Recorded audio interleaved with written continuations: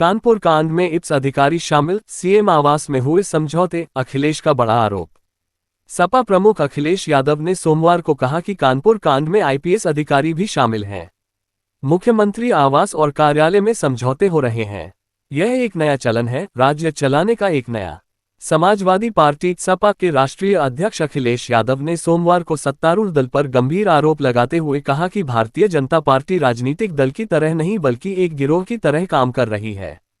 सपा मुख्यालय में पत्रकार वार्ता में अखिलेश ने कहा कि कानपुर में हत्या, ब्लैकमेलिंग, फर्जी मुठभेड़, जमीन के सौदे और पैसों के लेन देन जैसे गंभीर मामले सामने आए हैं और अगर इनकी सही तरीके से जांच हो जाए तो पूरी सरकार बेनकाब हो जाएगी।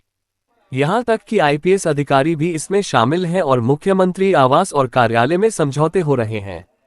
यह एक नया चलन है, राज्य चलाने का एक नया तरीका है। अखिलेश ने कहा कि अगर इन सभी मामलों में कार्रवाई की जाए तो सरकार का पूरा चेहरा बेनकाब हो जाएगा। अगर सिर्फ कानपुर के मामलों की भी सही तरीके से जांच हो जाए तो ये सरकार की पूरी पोल खोल देगा।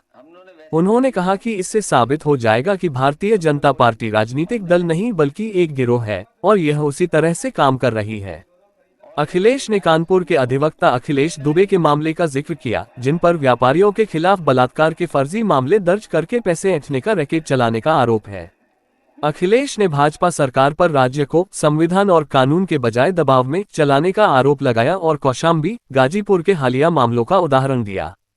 इससे पहले अखिलेश ने सोशल मीडिया पर एक पोस्ट में सोमवार को अपने विद्यार्थी जीवन की शैक्षणिक संस्था मिलिट्री स्कूल के स्थापना के शताब्दी वर्ष की बधाई देते हुए अधिक से अधिक मिलिट्री स्कूल खोले जाने की मांग की।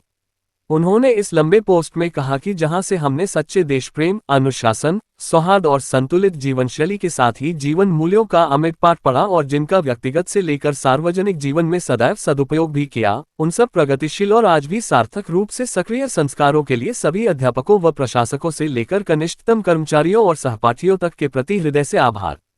सपा प्रमुख ने कहा कि आज जबकि देश की सीमाएं अत्यंत संवेदनशील हैं, सीमांत क्षेत्रों में अशांति और अतिक्रमण है, ऐसे में हम और भी अधिक स्थानों पर मिलिट्री स्कूल खोले जाने की मांग करते हैं।